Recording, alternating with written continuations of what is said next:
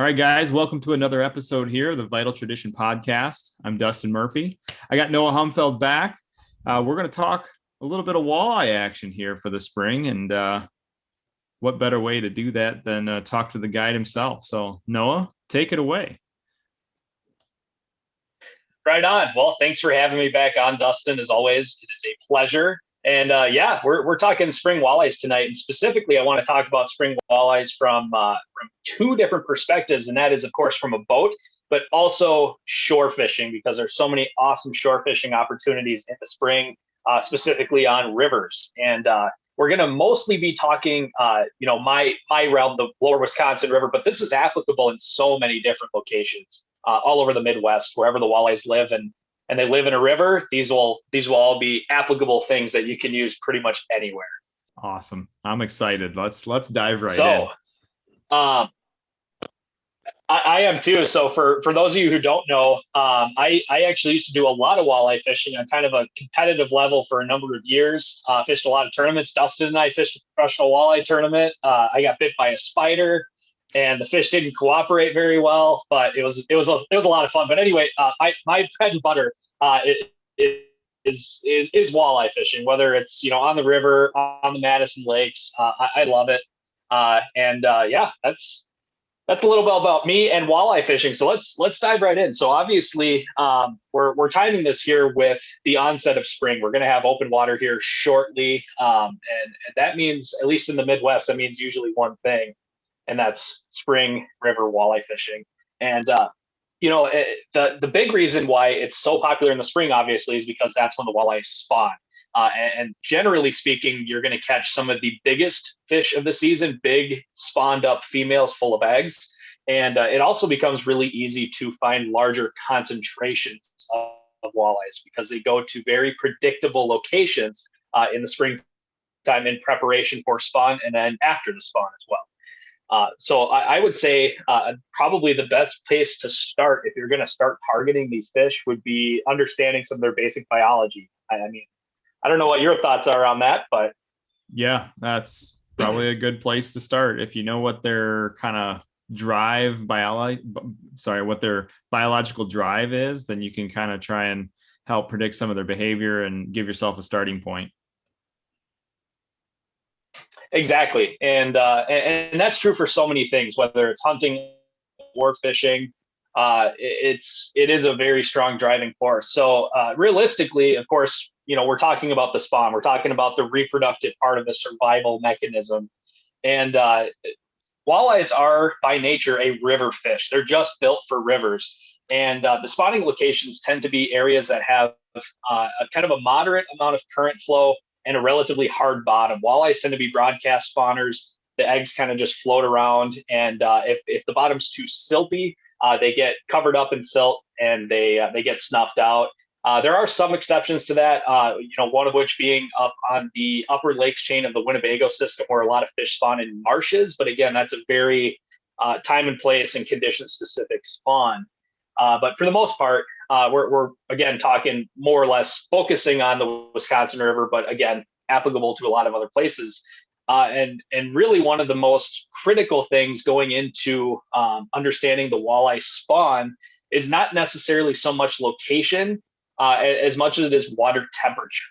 Water temperature is such a driving force in fishing all year round, but that is generally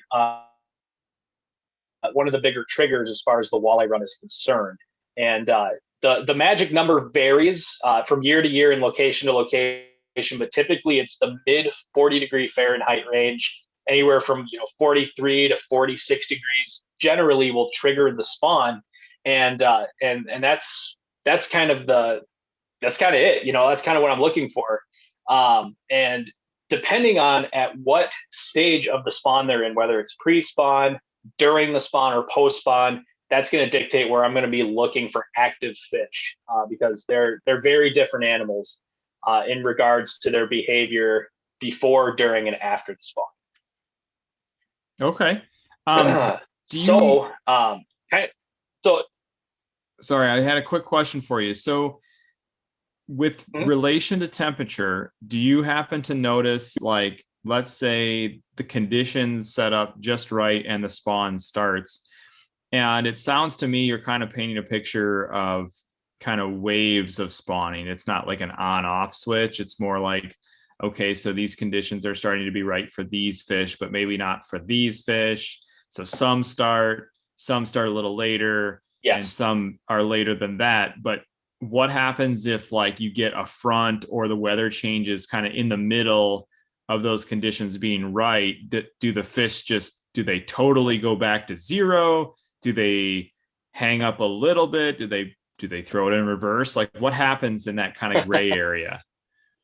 I know they don't throw it in reverse because it'd be really hard to suck eggs back up inside of you. That's not a thing that I want to visualize. But of course, every situation is going to be different. Nothing's perfect in nature. It's always evolving. So uh, that being said, in my experience, it will slow down or delay the spawn. So if they're, like you said, a big cold snap, even a big warm up, sometimes that'll mess things up or even speed things up.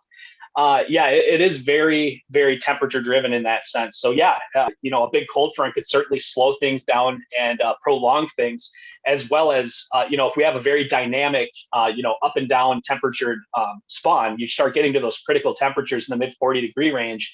If there's a lot of variability day to day in temperature, that can definitely prolong things. So an event that may have only been, 3 to 4 days long could now be 7 or 8, 9 days long. So that's certainly possible, and that definitely does mess with the fish.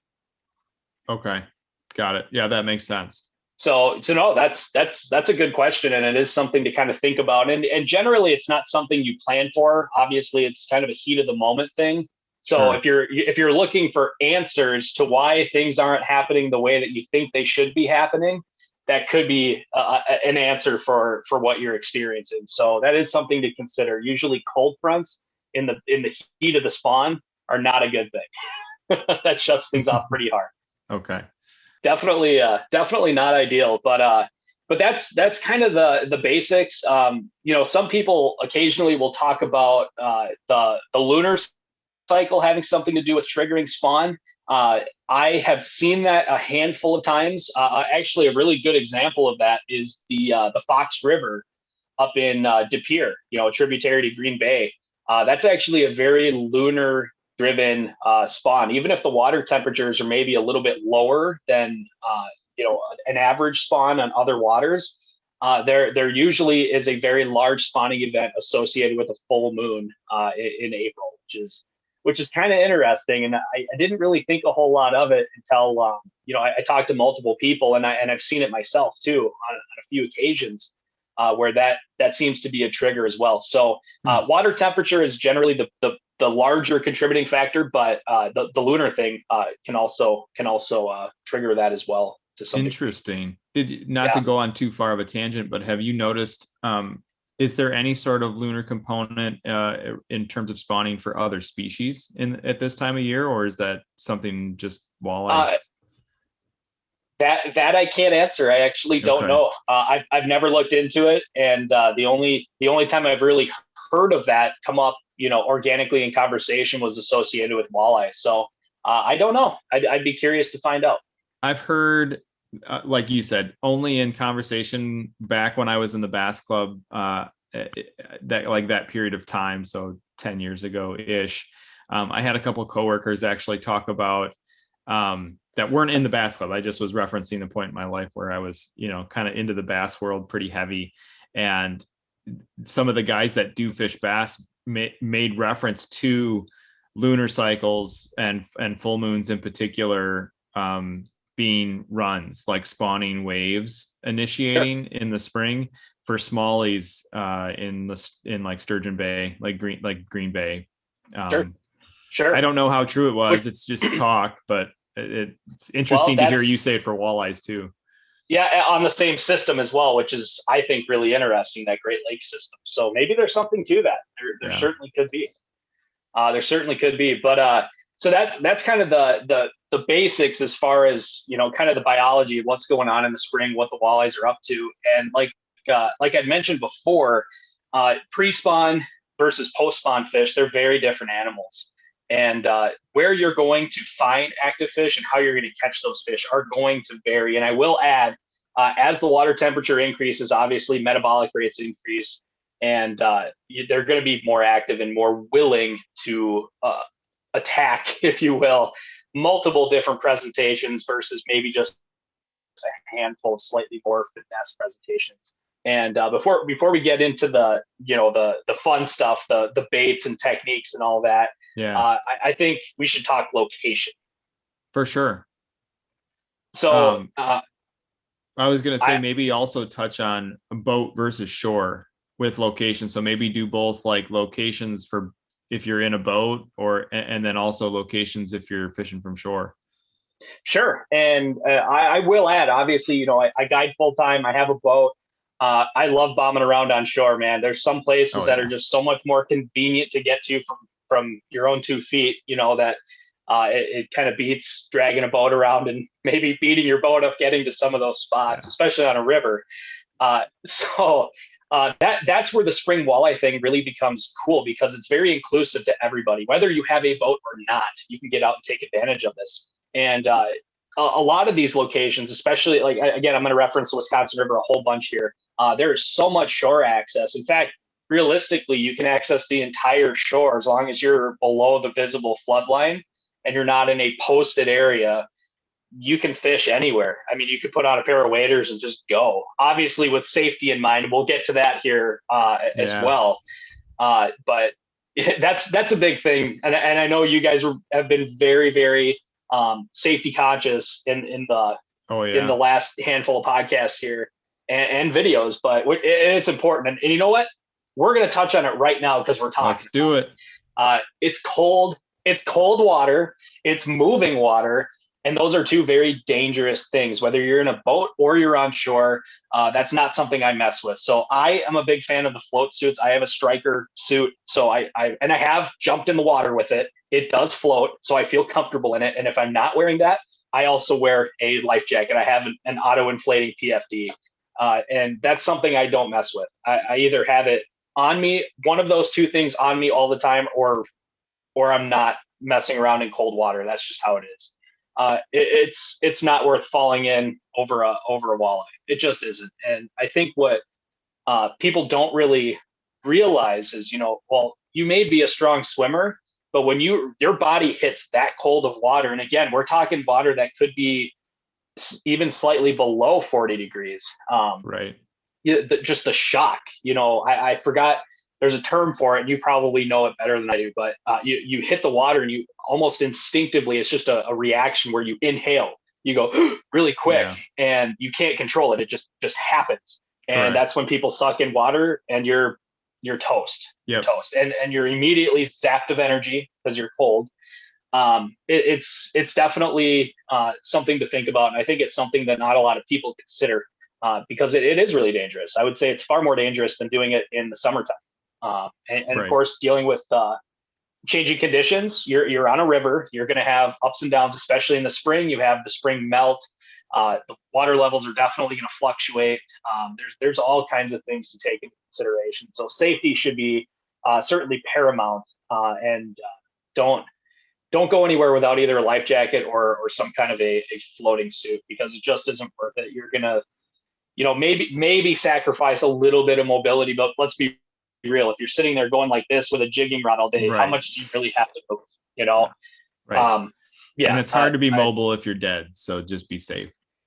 Very hard. Well, you'll float downstream pretty quick, but not a good way. So please keep that in mind, guys. When on or around that kind of water, especially moving water when it's that cold, some kind of life-saving gear is really important. So Noah, can you also, while we're touching on safety, maybe just wrap this into a nice little safety blanket here. Waders and wader safety, especially if you're going to try and access the river from shore. You mentioned it. I think you could probably spend a couple minutes really explaining to people the dangers of wearing waders and the nature of, wading in cold water. Yeah, I think that's a great thing to bring up. So obviously wading is certainly an option. And again, like I mentioned before, you're dealing with a lot of variables. You have changing flow, you have very cold water, and you could also have obstacles, trees and logs and stuff come rolling through a dam or a spillway or something, and most of them are waterlogged. They're under the surface. You don't see them, and then you get clotheslined, and there you go. And I'm not saying this to scare people away. I'm just trying to be very real, so all of you understand that things like this could potentially happen, and you need to know that. But there are a number of things you can do to be very safe, or at least maximize your safety with waders. One of them is obviously some kind of personal flotation. That's where I would highly recommend either a life jacket or an inflatable. The inflatable, obviously, you have to initiate that unless you get an auto-inflating inflatable. They're more expensive. Personally, I would just go with a good old life jacket, because you're not going to have time to think, especially in a cold water situation. You're not going to have time to think, pull the cord. I'd rather just be floating. Which, I just won't do it without a life jacket, period. Right. Another thing to consider would be actually your waders. There's many different types of waders. There's, insulated and non-insulated. If you plan on spending any extensive amount of time doing this, I would certainly get a pair of insulated neoprene waders. And it's an easy sell if you wanted to, find other uses for this. Waterfowl hunting, like fantastic. Duck hunting, goose hunting, trout fishing. Right. There's lots of different uses for waders. So that's one thing to consider. And another thing is a rather tight fitting pair of waders. And I will add, most insulated waders, neoprene waders, are fairly snug. And that does a couple things. One, it's great for, insulating, but the other thing it does is it prevents water from getting down your waders. And that's something a lot of people don't think about. So if you've ever worn waders, you've probably had a wader belt. And it's not just for fashion people. I mean, it's real stylish nylon, with a little clip or whatever. The reason you have that is because if you were to go over the seams of your waders and water was to get down them, you would just fill up like a water balloon and float away. You become a drift sock. Instead, you have something trapping that water. You become a drift sock, and you're a drift sock in a heavy current in cold water. Yeah. And so that wading belt actually helps to prevent excessive amounts of water from getting down your waders. Usually by the time you realize that there's water going in, you're trying to get yourself out. And if nothing else, it just buys you a little bit more time. So make sure you're wearing a wading belt. That can be a big lifesaver potentially. So not a piece of equipment I would skip. No. And the other thing too, to even consider to take it to another level, if you're by yourself and you really don't feel super comfortable going out in the water, you just don't. That's probably the most simple thing. Or if you're kind of learning a spot, tie a rope to something and tie yourself to the rope. I mean, it may seem a little barbaric, but the worst case scenario, if you do get washed away, the current's going to wash you right up against the shore. So you'll inevitably end up in shallow water in a way that you claw yourself out if you needed to, because you're still attached to the shoreline by a rope. But I would add, if you feel the need to tie yourself to a rope to do this, you probably just shouldn't do it. So just because everyone else is doing it doesn't mean that it's the best idea in the world. So just be very, very careful. And my other suggestion would be, I wouldn't go much deeper than my waist. I just won't. Rivers change constantly. The bottom changes constantly. What was there one day may not be there the next. So you just need to know that going into fishing in a river, especially with no visibility, generally speaking, low visibility, you can't see the bottom. You need to be very careful. Take every step as if it was the first time you've been there, and treat it with a lot of respect. All right, let's try and really make it clear which pieces of outerwear you're wearing for these scenarios and which goes with what, because we kind of talked about PFDs, ice flotation suits, and waders. So if I was understanding everything correctly, you're not combining waders with any piece of the ice flotation suit. Correct. Okay. And there's a couple reasons for that. One, it just wouldn't fit right. And the other is, the float suit jackets are somewhat bulky, And if you were to get swept away, theoretically, you're fighting a lot of bulk. Even though you're buoyant, you'd be just as buoyant with a PFD. So instead of having to fight the current, trying to swim with that big heavy jacket, you have more mobility to be able to pull yourself into shore or somewhere safe. Right. That makes sense. Since we were talking about everything so quickly, I wanted to make sure that it was clear for the listeners or the viewers that, you're not pairing like the coat with the waders and a PFD with the bibs or something, which you could Correct. still do the PFD with the bibs, but like, just so it's clear. Right.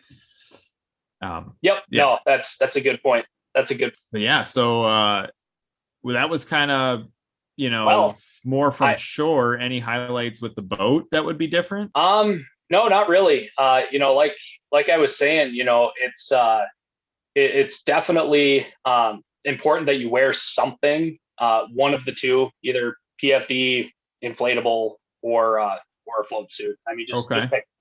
Doesn't have to be all of them together. It could be a combination of any of them. But as long as you have at least one of those things, you should be good to go. What about boat safety with respect to current in those cold water or spring situations where, especially on a body of water like the Wisconsin River, where if you're out there at the wrong time or the flow's pretty pumping, you could get yourself into some trouble, I do believe. You want to touch on that a little bit, like especially from a boat standpoint? Yes. So obviously it's springtime. There's going to be a lot of variability in the amount of water. If you're fishing under a dam or a spillway, that can change very, very quickly.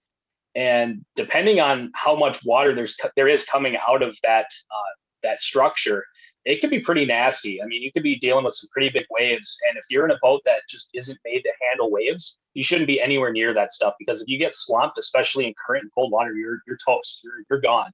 And another thing that I'll throw out there as well is when you have these high current situations, using an anchor, like an actual physical anchor to a rope to your boat, can actually be very dangerous. And, in some cases, that may be the only way to keep your boat in one spot. But I would strongly urge you to find a different spot. And the reason it's dangerous is you have obstacles that can come down the river at any time. There could be, a tree or a branch or someone's boat. You just don't know, that could hit your anchor line and actually pull your boat down underwater. And assuming, you have it anchored at the bow of the boat or out of the stern of the boat, likely it's going to be out of the bow. If you're in a fair amount of current, it'll just suck the front end of your boat down and you fill right up with the current and you're gone. You are underwater before you realize what happened. So that's another thing to really strongly consider. And if you do have an instance where, you're going to use an anchor, that's just how it is.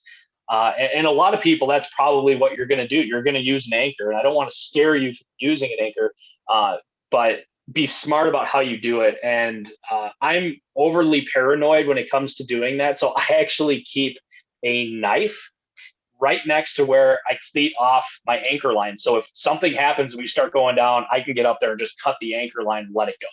Just totally let the thing go. And that's just, again, me being maybe a little paranoid. But I also have it just very basically looped through a cleat in such a way that I can very quickly just unwrap it and let the thing go. But either way, I have a contingency plan if something like that were to happen. And I do everything I can to not put myself in a situation where I'm going to use an anchor. Fortunately, I have spot lock on my trolling motor, which is amazing, but I know not everybody has that.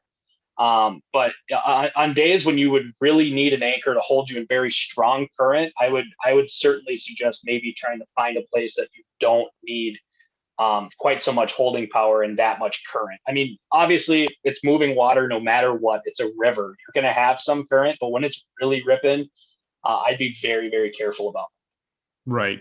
Right. It sounds like a good gauge if you do have a trolling motor. If you can't hang with just your trolling motor, maybe you should try and find a spot where you could hang with just your trolling motor, is what it sounds like. And likely there probably aren't going to be a whole lot of fish there either. If it takes that much power to hold your boat in one spot, imagine what a fish has to do to try to sit in that same kind of current. And there are exceptions to that where maybe you're trying to fish the slack water adjacent to that current. In order Right. to present your bait properly, you have to be in the current to get it to the slack water. That is certainly a situation that I encounter all the time. But you got to know when to say, no, this isn't a good idea. And Yeah. a lot of that comes from experience, but I can tell you, if it just seems like you're just barely hanging on, you're probably just barely hanging on. So I would consider moving, or at least just readjust. Okay. Yeah, Once that's you're a good out of that thought. main. Yeah, I like that we touched on the safety So stuff. yeah, and I think that's really important, even more so than actually fishing, because the fishing stuff actually isn't that difficult. But it's a lot of things to consider when you're playing in current and in cold water, and things that are often overlooked by most people. So I obviously we spent the first majority of this episode talking about it, so it's very important, and that's coming from someone who just wants to talk fishing all the time. Right. So that's how it's important, and we all take that very, very seriously. But that being said, I think it's time to actually talk fishing. Let's do it. I think the best place to start would be locations. And these locations are definitely going to change throughout the spawn, and every body of water is going to be different. So most of these patterns that I'm going to kind of discuss with you guys here are going to hold true on most bodies of water, but there's always going to be exceptions. So, excuse me, take everything that I say with a grain of salt, because there could be some other ways that things happen where you are fishing. But anyway, probably one of the most fished and most targeted locations on rivers in the spring are dams, or some kind of an impoundment. And it makes sense. And I know you guys have talked about this, in other episodes, but it just kind of corrals fish more or less. They're in this natural progression, working upriver to find spawning habitat, and they run into a wall. All of a sudden, bam. So they just kind of concentrate, and dams are a great place to fish. And I will say, I do a lot of fishing at dams in the spring. You know why? Because there's a lot of fish. And but that being said, they can be very, very crowded, which to some degree can work to your advantage, because if you have a ton of fishermen around you, you can look and see where people are catching fish, where people aren't catching fish. And as you just kind of cruise around, you maybe find, okay, the fish are eating in 15 feet of water, and it feels like sandy bottom, and over here it feels like hard bottom, and those guys out in 25 are catching some fish. Or maybe the guys in 20 feet of water, they're catching some bigger fish, and they're on the edge of this current. Things like that are actually kind of beneficial to have a lot of other fishermen around. So that's not always a bad thing.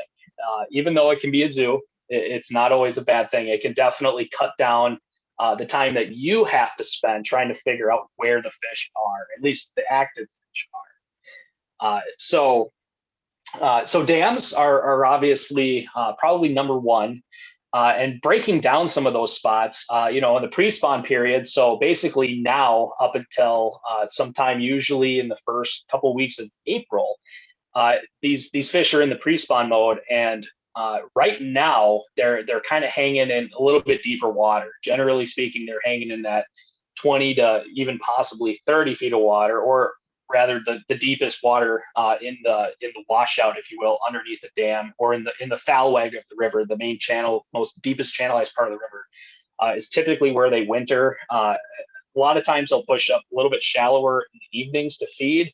For the most part, they're sticking pretty low and slow in that deeper water. And we'll kind of get to how to fish those fish here in a minute. But that's generally where I'm looking for most of these fish really early on, is usually that deeper water. And as water temperatures gradually increase, more and more fish will start to push up to some of these natural, spawning areas, or these concentration areas. I shouldn't say natural, because dams are not natural, generally speaking. Right. Most dams, most hydroelectric dams were not left by the glaciers. Just put it that way. Right. But anyway, these fish just gradually push in more and more and thicker, and they run into a wall, and they have nowhere else to go. So they load up underneath the spillway, a dam, most man-made structures like that. And it could even be a big riffle for that matter. If you don't have impoundments, it could just be below a riffle where these fish kind of congregate. So that makes dams a very obvious choice, and it makes it a very obvious choice for a lot of anglers. So you could go out there and be dealing with a ton of people, but Oh yeah. I will say that it could actually work to your advantage as an angler, because you have so many people and they're all covering different water. They're covering different depths, different current, different bottom compositions. So all you need to do is kind of jockey for a spot, look around and see what people are doing. And if people are, this clump of boats over here is catching fish, well, then scoot over there, try to figure out what that is. Is it almost a temperature. Usually the temperature is pretty uniform. But is it depth? Is it bottom composition? Is it Right. flow? Any combination of those things. And if you can work your way in there and fish some of those fish, great. Otherwise, you could try to replicate that in other locations as well. So that can help maximize your efficiency and your time on the water. Having so many people around you, you can use that. You can use it to your advantage, and a lot of people think that's a disadvantage, especially from shore. And I feel like a lot of people get wigged out when there's just a ton, like it's just elbow to elbow people lining the banks of the river. I know that happens on the Maumee in Ohio. It happens in the Fox. Yep. Pretty much anywhere there's a major walleye run, it's going to happen in the springtime. And there's some negatives to it, especially if you're somebody who goes fishing to get away from people. Like maybe that's not, your idea of a perfect Sunday. But if you're somebody that's just literally serious about catching a monster walleye, then you get to go. And most of these people are actually pretty open and genuine about what they're doing and how many big ones they've caught in the spot. And they want to tell you the whole story of how long they've been fishing here. And it doesn't take long before you're like, oh, well, that's what's working, and you're catching fish. And I've had guys, maybe not for walleye, but same situation on like a steelhead run, where we show up to a new body of water and literally like we're not catching fish. Everybody around us is.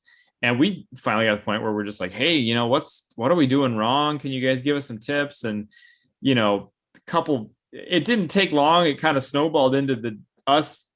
Alex ended up casting his line across, like halfway across the river to like this island where this guy was waiting. Guy tied on what he was using, the whole rig, and then he reeled it back in so that we could use like the rig that was catching fish. Cool. I was cool. I've never seen any, like the nicest guy ever. I'm like, dude, that is incredible. Like he just took time out of his day to literally like give us what's working physically. Right. Gave it to you, right? Yeah, and, like you just tie this on. Oh, okay. That's not. Yeah, I will add that is not a common occurrence, but I will also say that the camaraderie is usually pretty good. And if you just walk up, if there's a spot you want to fish, you can just ask people. Say, hey, would you guys mind if I fish by you? And I always do that. I even do it in the boat. I'll say, hey, I don't want to get too close to you guys. Do you guys mind if I fish over here? And if you ask, 99% of the time people are going to say, yeah, absolutely, come on over, that's fine. And you just kind of start having a dialogue with them and have a great time, share information, help each other out. And and for the most part, most outdoors people, whether it's fishing or hunting, are really genuine, nice people. And we all want the same thing. Obviously we want to go out and enjoy ourselves, but we want everybody to have fun. And so don't be intimidated by that. Just jump on in and be friendly, be courteous. Obviously, don't get right on top of somebody, but definitely. Err on the side of communicating. Definitely err if it's your first time and you're gonna do it. Just err on the side of communicating your intention. Like, hey, I'm new here. Do you mind if I fish next to you? Or is this distance okay? Just over communicate to the point where like it might sound dumb, but it'll go a long way, especially if you're going to have any sort of like length of stay there fishing without getting kind of run off. Absolutely. And if somebody says, you fish over here, just, casually chit chat with them while you're fishing. You might make a friend. You never know. You never know. And, knowledge is power. So, but yeah, don't be intimidated by that. But, getting even more specific though, fishing from shore, as far as locations that I generally try to look for I'm either looking for some kind of a current break. Obviously, it could be anything. It could be a riffle, it could be rocks, it could be logs, it could be some kind of like a wing dam, even a sandbar. Locations where fish have the ability to just kind of chill. They can just Yeah. kind of sit there. And something that is kind of interesting in some regards is where the fish will sit. So obviously, a current break is a natural place where they're going to hang out, but sometimes the more active fish will actually be in front of the obstruction, which is kind of goofy. That happens oftentimes on wing dams, specifically the Mississippi River. So for those of you who aren't familiar with wing dams, if you picture a river running straight down the middle of me here, there's these rock structures, these dams that kind of jet out off of the banks into the channel. And as the current passes through, they push the water into the central part of the channel and it keeps it washed out. So that way it's open for navigation. That way it doesn't silt in. And what will happen is the walleyes and a lot of predatory fish, it's the same for bass. I've caught some awesome smallmouth off wing dams on the Mississippi. But they actually sit on the upcurrent side of that obstruction when they're feeding. And the reason they do that is because down by the bottom, there's actually a whirlpool effect. And they can sit down at the bottom of that whirlpool. And as bait fish or whatever forage gets washed over them, they get sucked into the washing machine and they just shoot in there, grab it, and get right out of there. So it's kind of interesting. That's so cool. It's interesting, and it's backwards from how you think it would work. Totally. Now that being said, it doesn't work in all situations. I haven't found that often to be the case on the Wisconsin River. It's quite often the case on the Mississippi, but again, this is where you got to go and just play around with stuff. And this is where a really key piece of fishing information, some of the best information I've ever gotten in my life pertaining to fishing, comes into play. And that is, if they're not in front of you, they're behind you. Right? If they're not shallow, they're deep. If they're not deep, they're shallow. If they're not behind the rocks, maybe they're in front of them. So definitely something to consider. Fish all sides of the structure, because you might be surprised. Those fish may be where you're not expecting them to be. But general safe rule of thumb, looking for current breaks is fantastic, especially if it's adjacent to a fairly strong flow, where bait fish and other forage can be washed past the fish, and all they have to do is swing into that current real quick, grab something, and then hang back into that slower water to just sit there and conserve energy. And they just pick off meals as they go. So that's another thing to look for, is current breaks with a fair amount of current running next to it, and also just big shallow flats are great. And generally, that's going to be an evening thing and a post spawn thing, but we'll get to that here in a second.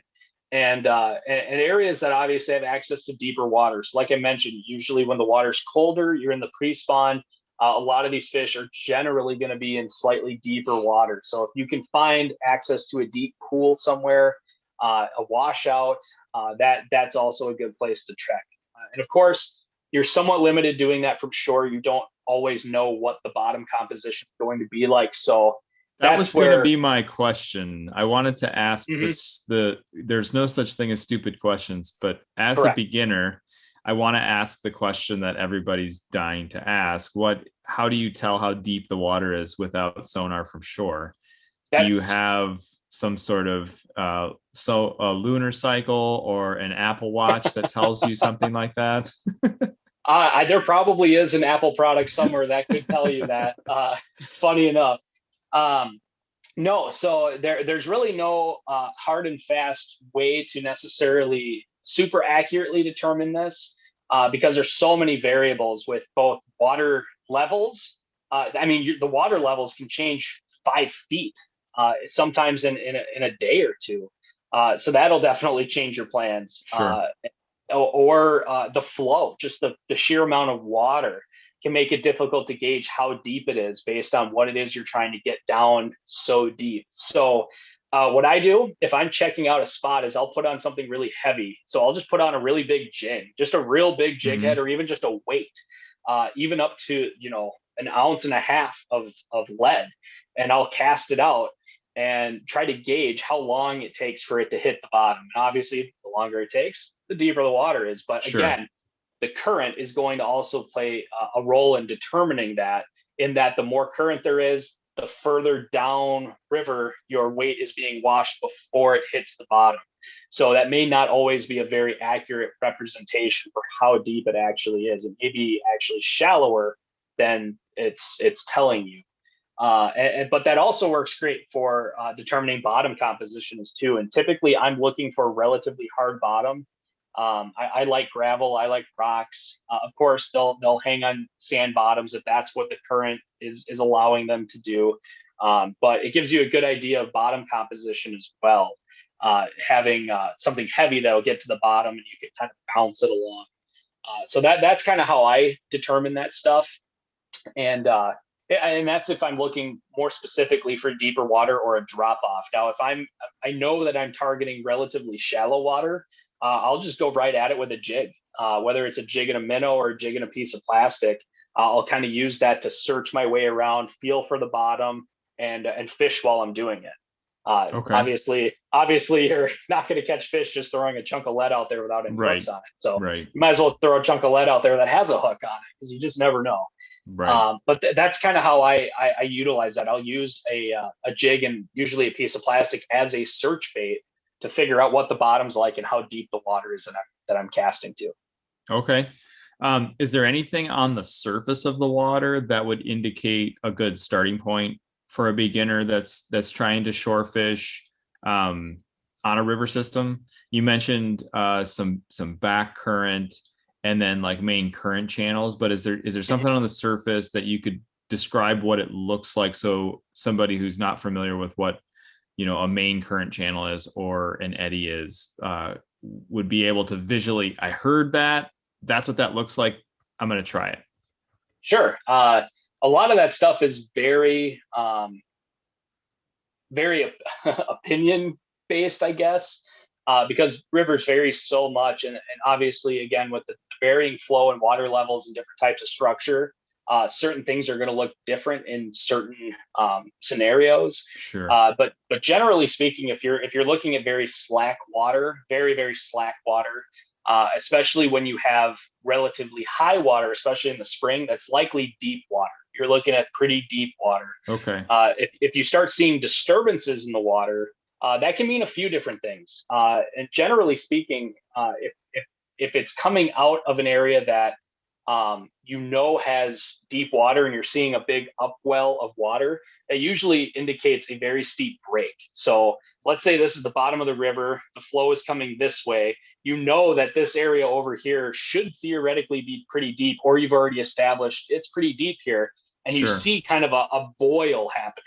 A lot of times it's that current coming out of that deep water, hitting a very steep break, coming straight up. So that could also indicate, possibly an obstruction right there, something to avoid, or a piece of structure you should be fishing. Those fish may set up right on the edge of that, on that break, where the current comes up and pushes bait fish or other forage up to them. So that's something to look at too. Boulder or a log jam or something. Correct. Yeah. And it could even be a sandbar for that matter. It could be really just about anything. But of course, from a boat, that can be a little bit sketchy because you don't know what it is. And it could just be an upwelling. There could be a break there and you could be perfectly safe, or there could be a giant boulder like I found a few years ago. And happens to the best of us, guys, and the worst of us. Yeah. It happens. Wide open with a fiberglass boat isn't the way to do that. But anyway, and that's a run I've made hundreds and hundreds of times in my life, and I still found a rock. It happens. Yeah.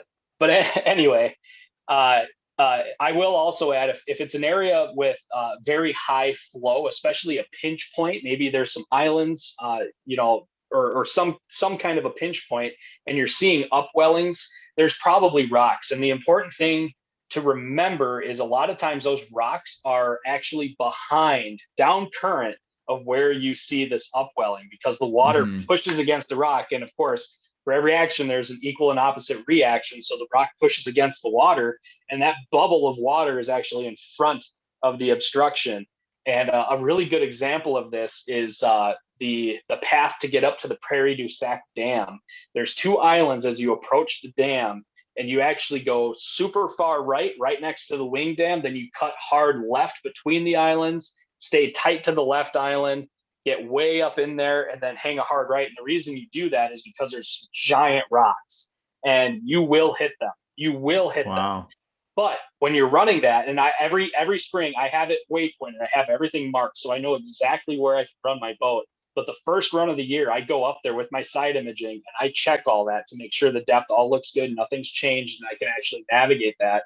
But when the water's relatively low, obviously these features are going to be more pronounced, and it really scares people when I make that run, because it looks like we're running right over that turbulent, scary water where the obstruction should be. We're actually right in front of it where it's the deepest, where it's washed out. And I get kind of a kick out of that, because people are like, no, you're going to hit something. You're going to hit. No, I'm actually the safest part. It looks scary. That's actually the safest part. Now, don't take my word for that. Make sure that you do your due diligence and you figure this stuff out yourself. Right. But that's something to consider, at least from a fishing standpoint, especially from shore. If you're casting at these things, know that the object that's creating this disturbance is probably further back down current than it looks like to you. So that's a great point. Something to think about. And every upwelling and disturbance in the water is going to look different too. So that's not going to be the same for everything. The rock may actually be in front. It may be right where you think it is, and it may be further down. But that's where just playing around with stuff and learning a spot, picking it apart, you're going to find those things out. Okay. And just not to double back too far, but I just want to make it really clear from a beginner standpoint that we're not like talking overhead. So slack water just means basically slow, less movement than other parts of the water. So we don't necessarily want to label like current versus not current, because there could still be current in slack water on a river. Correct. It's just slower moving water, where you can notice a visual difference in the speed of the water movement, or maybe the direction, or both. Like in the case of an eddy, which is basically somewhat circular, of a pattern of, you'll notice kind of like a U shape or like a circular pattern next to faster moving water. And so slack water is often applied to that slower moving water in relation to the fastest moving water in the body of water. And hopefully that makes a little bit more sense to people that have never heard the term before, never seen a river. I don't want to assume people know, all that stuff. Cause like it's easy to glass over it. I'm like, maybe we should explain that. Cause like, I obviously just, I didn't even take it, I just look like, that's slack water, but I don't know if I'd never done it, maybe I wouldn't know what that is. So correct. And it's all relative, because obviously with so many variables with flow and depth and structure, all these things are going to look different. And it just takes experience. It takes time on the river to learn these things, to learn how to read water, and kind of understand the lay of the land, if you will. So it's all relative. It's totally relative. Right. So, yeah, that's a good point. One other thing to kind of clean up from just wording and like learning some vocabulary and fishing, if you don't mind taking a second. You talked about bottom composition in that last little piece, and just again to kind of highlight some really beginner terms for people that are just getting into it. Hard bottom generally means structures that are literally hard on the bottom. So rocks, logs, gravel, like you mentioned, versus a soft bottom composition is going to be things that are soft. So mud, sand, muck. You'll hear other terminology thrown around.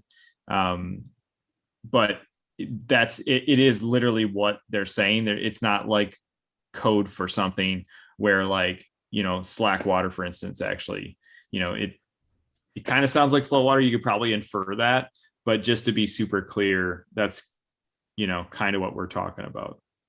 Yep. Yeah. And that's stuff that, again, as you spend more time doing it, gaining more experience with it, you'll actually be able to feel the difference between all these different types of bottoms. So if it's big chunks of rock, gravel, even the difference between sand and a mucky bottom, just in time. And obviously with the right gear, you'll be able to figure that out, which is pretty cool. So yeah, thanks for explaining that. That's a really good point. Yeah. And I guess, really that kind of segues perfectly into equipment. Like I mentioned, I use my equipment, especially for shore, to break apart the water and actually figure out what's going on down there. So without sonar, and even in a boat with sonar, I still use, tactile information to figure out what I'm actually fishing, what I'm actually dealing with. And the most important part of that is going to be your rod, your rod and reel. Mm-hmm. And probably, the two most important components of your rod and reel setup, I would argue, for most, river walleye fishing applications, is going to be a very sensitive rod and a non-stretch line. And that's the two things that I will not go without when it comes to river walleyes. And that'll cover pretty much all your bases as far as tactics go, whether it's jigging, whether it's blade baits, if it's casting, even some kind of live bait rigging type stuff. A sensitive rod and a non-stretch line are key to being able to feel not only bites, obviously, but also to be able to feel the bottom and understand what's happening down there. You don't have to spend a crazy amount of money on this stuff. And in fact, it could just be a general purpose rod. A 6.5 foot medium power spinning rod.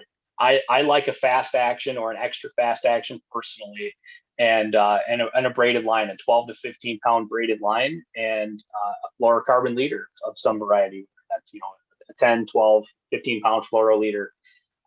And that's it. And I generally treat the reel as just a line holder for the most part. And that, of course, depends on the technique. So if we're vertical jigging, we're straight up and down in a boat. I don't really consider the reel a very important part of the equation. The sensitive rod and the non-stretch line, which allows you to feel very fine details through that sensitive rod, are really key, especially in cold water when bites might be very, very light. So having every advantage you can as far as sensitivity goes is going to give you a big advantage over some of these fish. Okay. So do you tie the braid directly in any circumstance, or are you always using a fluorocarbon leader? You certainly can. Occasionally I'll find situations where a leader is going to get more bites than a direct tie to the braided line. But for the most part, I run a leader just because I like running a leader. I run leaders for a lot of stuff. And as far as attaching it goes, the sky's the limit. If you want to tie a line to line knot, that's great. And that's what I've been doing a lot more lately. I used to use swivels. I just do a small swivel to the braid and then to the fluoro and run, maybe a 20 to maybe 24-inch section of fluorocarbon, just enough to make it easy to tie jigs or whatever you're using to, and have that kind of clear buffer, if you will, to the main line. But one of the problems I had was a lot of my walleye rods, my jigging rods specifically, are pretty high-end rods. They're anywhere from $150 to $400 rods. And I was having problems with people reeling the swivels into the guides and breaking the inserts, the ceramic inserts out of the guides. And that's an issue because that becomes very sharp and that will cut the line. So not only would you potentially, lose a fish, you're also damaging the line every time the line passes through, and you're breaking components of an expensive rod. So I've steered more away from the swivels, and I'm doing more line to line connections, which takes some practice to tie. There's some very simple knots out there that are very easy to tie as far as line to line goes. But that's one thing to consider, though. If you do plan on using like a snap swivel or a swivel in your rig, be very conscious of where that is when you're reeling in, or go with a rod that has metal inserts in the guides. And that's something that I've actually done, is I've replaced most of my jigging rods, so my more expensive jigging rods, I've replaced the tip with an aftermarket steel insert tip. So that way when people reel it in and they hit that tip, they're not going to break it. It's just going to bounce right off the metal and not cause Interesting. That's smart.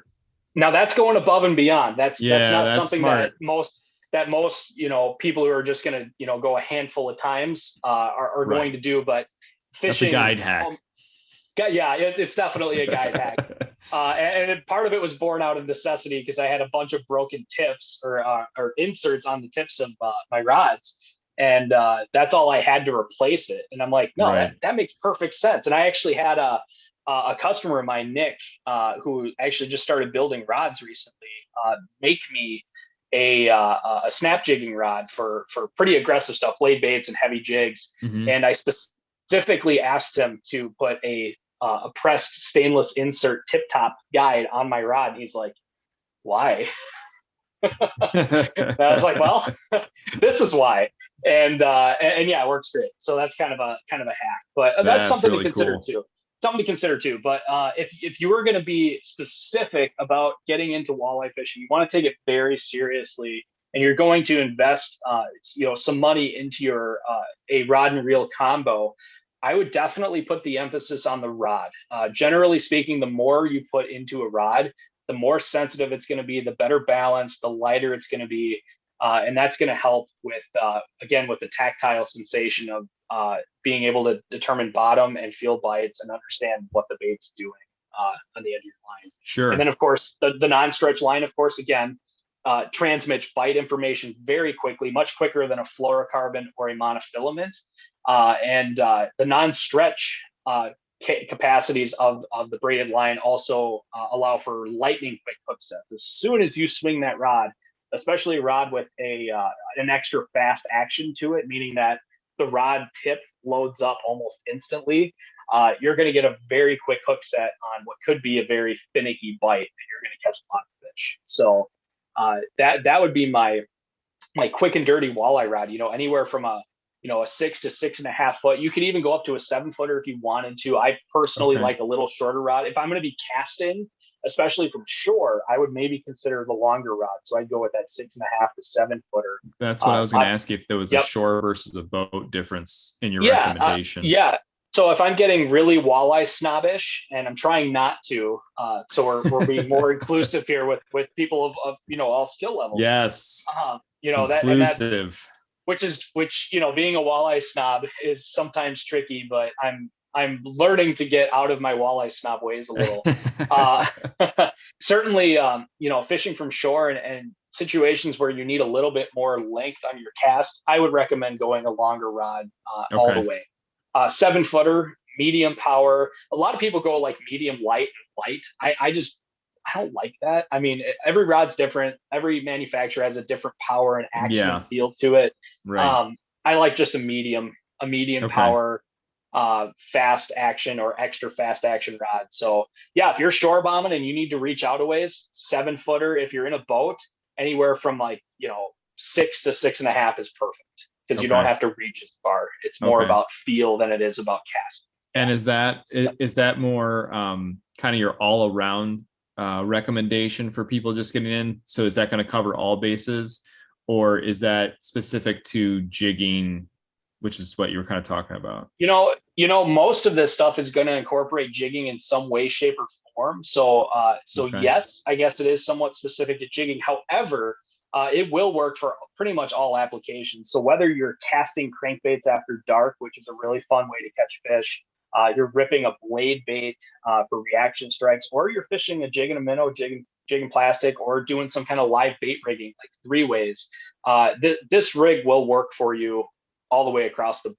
Absolutely.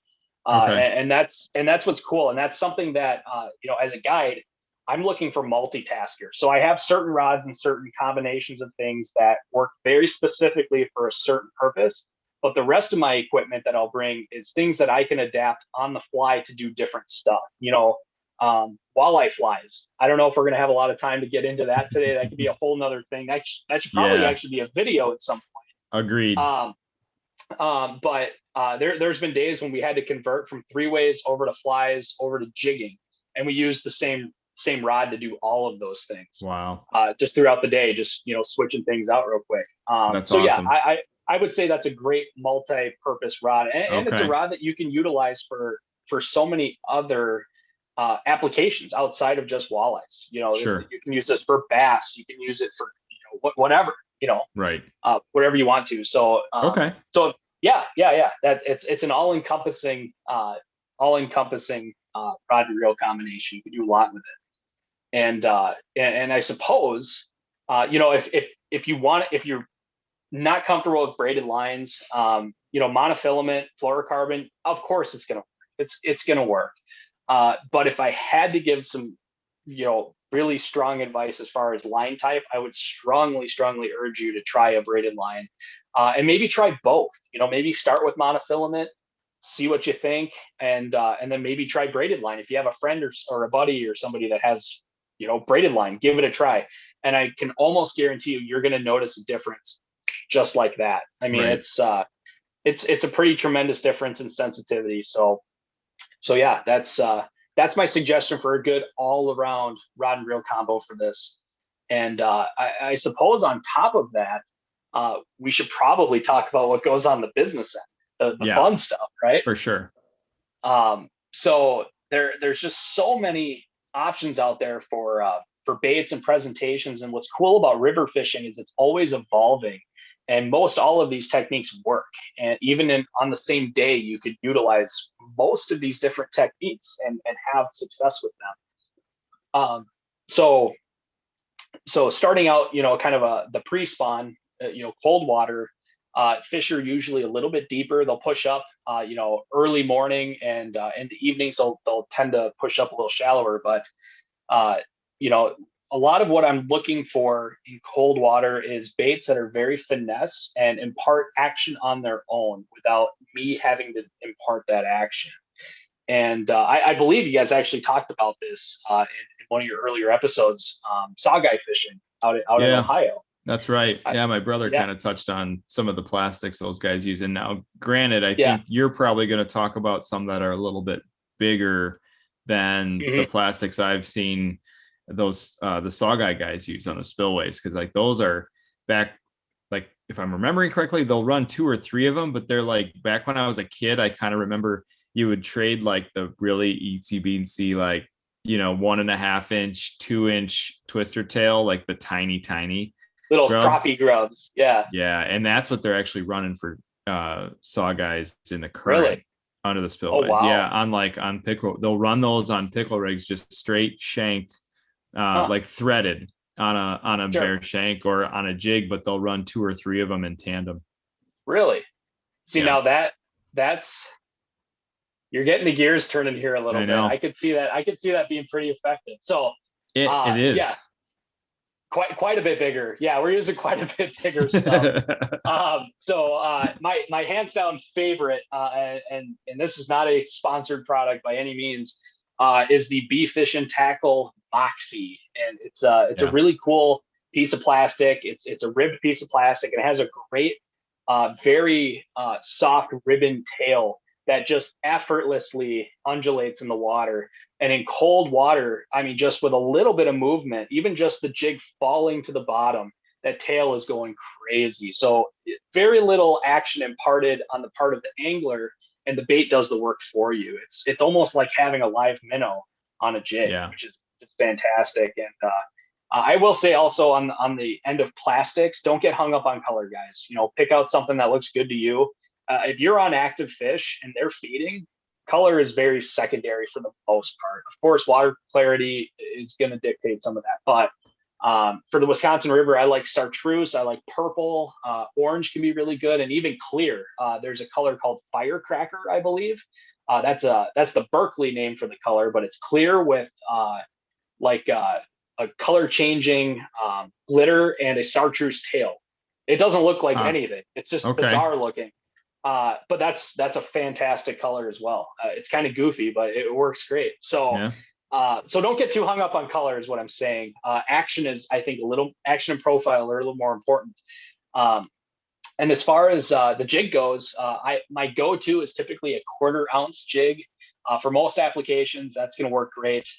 But one thing to consider is even going a little bit heavier or lighter, depending on what the current's doing. So if I'm fishing deep water and it's low current, I don't probably need a lot of weight to get down to the bottom. I might be able to use, a 1/4 ounce jig to get down. The big thing is making sure, again, not overworking the bait too fast on your end, but also not letting the jig fall too fast on its own. That's another thing to think about. So if you have too heavy of a jig head and the thing is going boom, boom, boom in, sub 40-degree water, it's moving way too fast. So having a lighter jig is going to slow the descent of your jig, and it's going to look a lot more natural and trigger more bites. And that's also something you can also impart as an angler into your presentation, is actually controlling the fall of your bait, whether it's a jig or a blade bait, what have you. That's a great point with for beginners specifically, because that's not something that's natural at all. And unless somebody tells you, you're not going to do it on your first couple times out. Correct. And I think that's a really important piece of information a lot of people miss out on, is controlling the fall of the jig. And that's also going to help you get more bites, not just from the changing of the action and controlling the fall, but you're going to feel bites because you're letting your bait fall on a tight line. And as long as your line is tight, you're going to feel bites. And that's generally when the bite's going to occur most often with walleyes and also saugers, sawguys, fish like that. They're going to bite it on the drop. So slowing the descent of your jig with the rod, again, it's a learned thing. It's not something you're born with. You have to learn to do this. You'll be able to feel, there's the bottom, pop it, control the fall, ding, there's a fish, bam, hit them right away. So that's definitely an important technique to learn as you do this. And a great way to learn it. So if you're out there and you're like, man, okay, so now how do I learn it? If you've got access to ice fishing electronics, or you're around ice, this is the perfect time to tie 365 days of fishing together and apply cold water tactics, hard water tactics to open water tactics. Ice fishing has taught me so much about open water fishing, because you can actually see what your bait's doing in real time right underneath you. And then if you're lucky enough to find fish and be on fish, you can see how they react to what you're doing. So you can play with these cadences and speeds, rise, fall, vibrations, movement in the water column, like all these factors we're talking about when you're casting. It's really hard to appreciate 40 feet away from you what your jig's doing when you can't see it in current in a river. It's really easy to do it when it's right underneath you about 4 foot down in gin clear water with electronics. So if you've got access, got a friend, anybody that will let you borrow a unit, grab it and just take it out and just look at your jig under the water and what you're doing and what it looks like on a graph.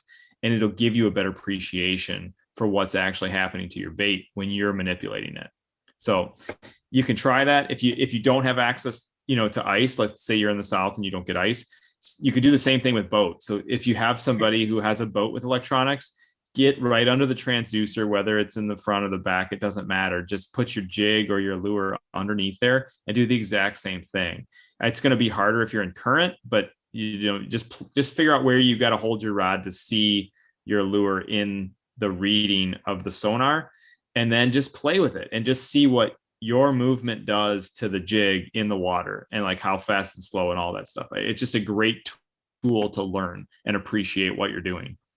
Absolutely. I totally agree. Yeah. Now is a great time to play with that stuff. And like you said, bring the whole picture together. You can apply a lot of stuff from ice fishing to open water and vice versa. So yeah, really, really good point. I totally agree. So kind of going back to the the jigging stuff, I mentioned plastics, minnows are obviously an obvious choice, and that's 90% of people's go-to is a jig and a minnow. And most all jigs are going to work just fine. Personally, I like a live bait style jig, something with a very short shanked hook, versus a longer shank jig hook that I prefer on plastics.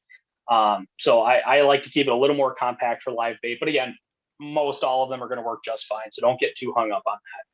And those are pretty much my two, go-tos when the water's really, really cold. How do you rig your minnow, Noah? So I do things a little differently than a lot of people do. So most people go just through the lips in the bottom, out the top. I actually go in the mouth and out the back of the head. And when I punch the hook point out, I don't I do what I can to not sever the spine or punch through the skull. So I'm basically finding the meat just behind the head, and that's where it's coming out. Basically, just behind the gill, essentially, is where I want that hook to pop out. And the reason I do that is if you have fish that are short striking, they're coming up and just grabbing the minnow, but they're not actually eating the whole jig, you're going to miss so many fish and you're just going to keep losing your bait. So by doing that, you're able to shorten up the presentation a fair amount and actually really retain that minnow on your hook very, very well, but even better so than just through the lips. It's very hard to rip a whole minnow off when you've got it basically hooked all the way through its head. Sure. And by doing so, I'm not killing the minnow. Now, that being said, when you're jigging, you are imparting some movement on it. So even if the minnow isn't alive, it'll likely still get eaten just as well as if it were alive. But that's how I prefer to do it. And I find that I lose a lot less bait and I catch a lot more fish doing it that way. Okay. That's a great tip. I mean, I definitely have lost a fair share of minnows in my day, like, trying to mix it up. And it's a really good point. Keep in mind longer, and especially if they're going to work the same, if they're dead or alive under some circumstances, you might as well get a little bit more bang for your buck.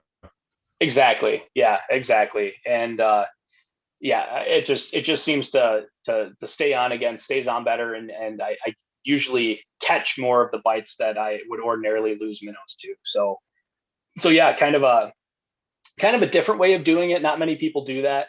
But it works quite well. And again, I'm not punching it straight through the thing's forehead, right out the top of its head. I'm bringing it out behind its head, basically right at the top of the gill opening. That way I'm ensuring I'm not killing it. Okay. At least not right away. Hopefully the walleyes do the job on right as far as the killing goes. Right. And then kind of the opposite end of the spectrum. Again, we're talking cold water here. Are blade baits. For those of you not familiar, there's a handful of them out there. A local company here in Madison, Vibrations Tackle, makes a really cool one that has a plastic tail on the back. But otherwise, your classics are the Cicada or the Sonar, or the gosh, what's it called? I'm blanking right now. The Zip Lure. That's it. The Zip Lure. That's an original right there. But blade baits are basically a little piece of steel with a lead molded head on it, a couple of hooks, and you attach it kind of midpoint in the top of the back of the lure, and you give it a real aggressive pop, and it flutters up with a lot of vibration really hard. And then you control the fall of the rod back down to the bottom, and they usually will hit it on the drop. And it's a reaction strike kind of a bait. You're not necessarily looking for actively feeding fish. You're looking for fish that you're just trying to trigger that instinctual primal need to kill something by a quick flash, and they just snap on it. So kind of the opposite of the really finesse stuff in cold water. If that stuff just isn't happening, sometimes you can just trick them into losing their mind and just attacking something purely out of instinct and rather than out of actually feeding. So that's another great option as well. Are blade baits. And like I said, just quick pops and then let it fall back down, hit the bottom, quick pop, let it fall down, hit the bottom. And a lot of times you'll either feel the bite, obviously on the drop, you'll feel the thump when the walleye hit it, or you go to rip it and there's a fish on. It's already there. And it's already there. So that rip not only is imparting action on the bait, but it also acts as a hook set at times as well. So kind of cool there. But as I mentioned at the beginning here, as water temperatures warm up, your options for presentations also start to grow. And that's where it starts to matter a little bit less at times what you're using. So, a 3-way rig with a minnow on it, a 3-way rig with a fly on it. Drop shots are another phenomenal technique. Yeah. Even in cold water, pre-spawn, drop shots are fantastic. And for those of you not familiar, drop shots about as simple as it gets, in the sense that I feel like there's going to be a lot of videos on that coming up. There's going to be a number of them. And I actually have a video all about drop shots, in which I catch a really nice walleye while I'm talking about it. on the Madison Angling YouTube channel, there's one about multi-species drop shot. So if you're curious, I'll put that link in the video here for you guys. it's yeah. So any questions you have, I kind of do a deep dive into drop shots and explaining the hooks and stuff. But basically, it's a weight tied to the end of your line, and a short ways above it, you tie on a single hook, usually an octopus hook or a drop shot specific hook, and that's it. You have your hook. Here's your weight. Here's your hook. And your bait sits up off the bottom. If you look at just about any predatory fish, their eyes are on top of their head. They're looking forward, they're looking up. So that way you're ensuring the bait is up above the fish. They can see it pretty much all times. And it's also a fantastic way to catch walleyes.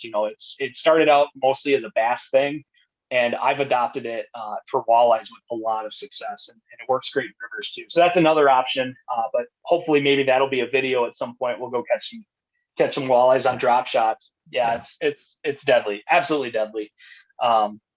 And that basically covers most of the spectrum of technique. And one thing I will add is don't sell yourself short. I would definitely plan to fish multiple different techniques when you go, especially if you have the time to do so.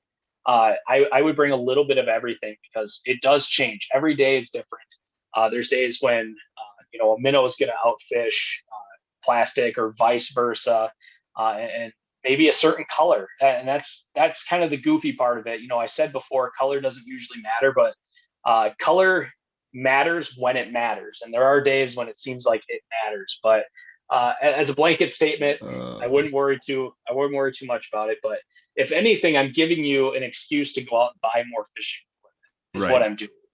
That's what I'm doing right now. I'm giving you permission to go buy a couple extra packs of plastics and maybe a few other packs of jigs and a couple crankbaits. Yeah, so you can blame me when your significant other gets upset when you walk through the door with a big old bag from the tackle shop. That's a rookie move to walk through the door with the bags. You gotta hide it, man. You gotta hide it. Yep. You ditch the bag and you dump everything in the garage before they see it. That's what you do. That's what you do. So yeah, I mean, as far as the actual bait offerings go, sky's the limit. And of course, going to a local bait shop is a great resource as far as figuring out what people are using. They're very open to telling you what people are buying because they want you to buy stuff. Right. And even if there isn't, somebody there per se that, maybe it's a hardware store and there isn't necessarily somebody there that fishes a lot, look for the pegs that have the least amount of product on them, because there's a chance that that's probably what people are buying the most of. Chances unfortunately it might not work right now with COVID and like back orders on like everything, so take that with a grain of salt. Correct. I would definitely, under non-pandemic conditions, that may be an effective way to deduce what might be a productive pattern, but I would agree with what you said. Thank you for correcting that. But yeah, a local bait shop, fantastic resource for figuring out what people are using, what they're catching fish on, and a lot of bodies of water. I know you guys mentioned in your first episode, social media. If it has a Facebook page or a Lake Link page, and people are posting fairly regularly on it, chances are it's pretty relevant information and it does get fished. So that should tell you that it's worth fishing. Somebody felt the need to make a page about it. It's probably worth it. You can usually pick up some information in passing on those sites. Of course, you got to weed through some crap, and there's no substitute for going out and learning it yourself. But that it's at least a good starting point for sure. I would put more emphasis on the bait shops, even more so than some of the sites. And I will throw this out there. Fishity.com is another great resource. Depending on where you're fishing, usually rivers don't have very accurate mapping. So that's one thing to keep in mind, unless it's a very highly navigable river like the Mississippi. It can be very hard to find topographical maps that are accurate because rivers change so much. But Fishity.com is basically like Facebook for fishing, and it's all map based. So you can get information on different waterways, and people post catches, and it's actually it's pretty good. It's pretty reliable information. I've had a lot of good luck with that. So Awesome. A lot less BS on Fishity than there is on other fishing websites that are similar to that. I will throw that out there. All So right. Well, I'll drop a link for yeah. that in there too, if people want to check that out. Really quick before we get too far away from bait, I do want to ask you Mhm. one more beginner question that kind of came to mind that I'm sure people are wondering about. Mhm. Walleyes in particular, can you touch on types of live bait and does it matter in the springs? So what I mean by that is you've only talked about minnows in the live bait Yes. category versus Yes. plastics. Is that intentional? Are you excluding night crawlers, leeches, Um, grasshoppers, I mice, whatever else? mice. That's interesting. Well, to some degree, yes. In an effort to keep things as simple as possible, generally in cold water, if we're talking below 50 degrees, is usually my cutoff for that. It seems like minnows definitely outproduce other things. So when the water starts to get over 50 degrees, that's when I'll start to consider transitioning to a night crawler. Usually, I'll go to half a night crawler on a jig rather than a minnow. It just seems like the preference changes once you hit to that 50-degree mark. So the majority of this upcoming fishing here is going to be minnow time. And then that will eventually change into night crawlers, which will, once the water really warms up, then it's leech time. But Okay. of course, and again, I'm kind of focusing more on the Wisconsin River here. That changes everywhere. You know, the Wolf River, part of the Lake Winnebago system. Guys love Yeah. night crawlers up there, even early in the So season do to run a night so do the crawler. walleyes, apparently. Yeah. Yeah. So, and another one is willow cats. That's one that's really popular on the Mississippi. There are these little catfish. It varies regionally and by body of Sure. water for sure. But my general rule of thumb, though, is sub 50-degree water temps. It's going to be minnows. When it starts getting over that, I'll branch out and switch to night crawlers, see what they want. But again, take that with a grain of salt. That's Right. just that's my style of fishing. That's again mostly based on here on the Wisconsin River. But that's where bait shops will help you out as well. Reaching out and even just seeing what people are using. Usually, it's pretty obvious if they're using a minnow or a leech. You can see that Right. oftentimes. So, Right. yep, it pays to be a little bit snoopy, if you will. Be observant. I shouldn't say Yeah. snoopy.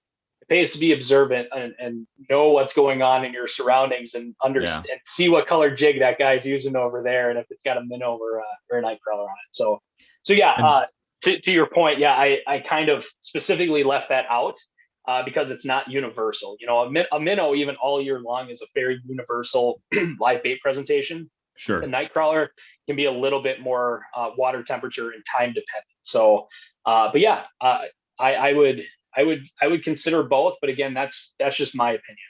My opinion. Okay.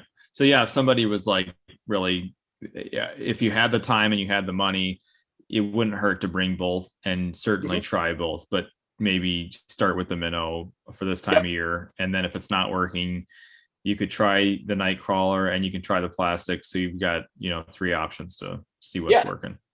Yep. Exactly. And again, that's just very general information. Every body of water is going to be different. So Sure. experiment.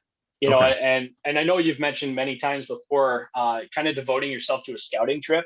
And whether or not that you're in a boat or from shore, I think that's valuable information. You spend Yeah. part of your day breaking down the water, learning the little, ins and outs and intricacies of it, and then focus on fishing. That's It's not certainly just for the pros, those scouting trips. no, no. And I do lots of scouting trips. I do all kinds of that, looking for new spots and breaking down water, and even breaking down places that I know pretty well. I'll even do a deep dive into it to really break stuff down and find really intricate little things. So, no, that's for everybody. Whether you're a new angler or someone who fishes almost every day like myself, that's a key part of the program is taking the time to scout and break it down, and then focus on catching fish. So yeah, continuing on here, there's one thing that I didn't really touch on here as far as lures go, Mm-hmm. and that's crankbaits, and Mm. more specifically, I mean, and we can go on for days and days and days about this. There's so many ways to fish Oh, walleye. yeah. I mean, Well, so many ways. crankbaits too. I mean, that's like a podcast in and of itself. that's like 5 podcasts. Yeah. I mean, there's so many, but crankbaits are another great option for shallow water. And of course, location, location, location. If you have access to relatively shallow water, very tight to an impoundment, so a dam or a weir or a riffle, what have you, where fish are congregating, but again, relatively shallow water, crankbaits are a great option. So another place that we've mentioned a couple times is the Fox River up in De Pere. Relatively close to the dam there. It's fairly shallow, and casting crankbaits is incredibly effective. And it also works on a lot of other rivers too, including the Wisconsin River. And at the right time of the year, if you're timing things just right, it works during the daytime. But mostly, at least in my experience, it's a nocturnal thing, especially on the Wisconsin River. We catch a lot of walleyes in shallow water at night, so after dark, and that's pre-spawn and post-spawn. That's kind of a universal bite. But I'm generally looking for, and of course, it's hard to know because the water's always changing. But anywhere from 3 to 6, 7 feet of water, and generally throwing some kind of a suspending or slow rising crankbait. So like a husky jerk or a Smithwick Rogue or a shadow wrap, anything like that. And don't be afraid to buy cheap stuff either, because you are going to lose some baits. For sure. Rivers are snaggy. Sure. Rivers are snaggy. You're going to lose stuff. And I know you guys have touched on that. So don't feel compelled to go out and buy yes. a $9 to $12 crankbait and proceed to lose it 10 minutes into fishing. Hit the bargain bins, get some cheap stuff. And then when you're ready to kind of get into it, go for it. So don't feel like you have to go out and buy, $500 worth of crankbaits to do this. You don't. No, it'll make a great explosion first cast into a bridge pylon, and that'll be that. And there's your $25 crankbait. That's a good way to do that too. Yeah, if you're paying $25 for a crankbait, river fishing isn't for you. I'm sorry, it just isn't. But right. but that's a cool thing too. Targeting these. Going back to the crankbait thing, targeting these shallow flats after dark can be very, very, very, very effective, especially for big fish pre-spawn after dark. And of course, there's inherent dangers with fishing in the dark. I do not go in the water when I'm fishing at night. I will not wear my waders. I'm not even going to tempt myself with wearing waders. Yeah. I am on the shore. I'm either in my boat, wearing a life jacket or my float suit or whatever. Usually my float suit, because it's after dark and it's cold. Or I am on shore on a safe, good level ground where I know I'm safe. And I always tell people when I'm fishing at night, I make sure somebody knows where I am in case something were to happen. So yeah, that's another thing to consider as well, is where you're actually going to be fishing. And I do both from shore and the boat as well. But safety is definitely number one in all aspects of this spring fishing and all fishing in general, but especially at night. It's something to really strongly consider. So with your crankbaits, are you running leaders at all? Are you doing anything different with the line? I know you mentioned in your rod and reel combination earlier, your 6.6 or your 7, and maybe you're throwing them from shore. So let's say it's a 7-footer. Are you just still running the braid to the floral leader, or are you doing something different? So that's where I start to sometimes switch things up. So rivers, at least in Wisconsin, especially the Wisconsin River in particular, and actually all the Fox River too, there's a lot of toothy predators that live in the rivers, whether it be pike or muskies or both. You do run into fish that will willingly eat a size 10 or size 12 husky jerk that are much, much bigger than the walleyes. And because of that, I generally run a very light titanium leader, which I will tie direct to the braid. And there's a couple different types out there. Terminator it's a Rapala brand. They make a really nice tieable titanium wire that you can tie up a leader all on your own. You just cut off a little section of it. You just do a fisherman's knot or a clinch knot where you wrap it, 4 or 5 times back through the bottom loop and pull it. It doesn't cinch down all the way. That's one thing to keep in mind, and that could be something Okay. we discuss in another video for leader options. I think that'd be a Yeah, great video. for sure. It doesn't cinch all the way down, but it will not come apart. It's very, very strong. Okay. And the other brand is called Not Too Kinky. Don't know how they came up with the name, but it's a titanium. KNOT, right? Correct. And the number two, the numeral two, too kinky. You can't really say it with a straight face, but I No, love you it. can't. It's like a nickel titanium alloy that is kink resistant. It doesn't kink like a steel leader Super does. thin diameter.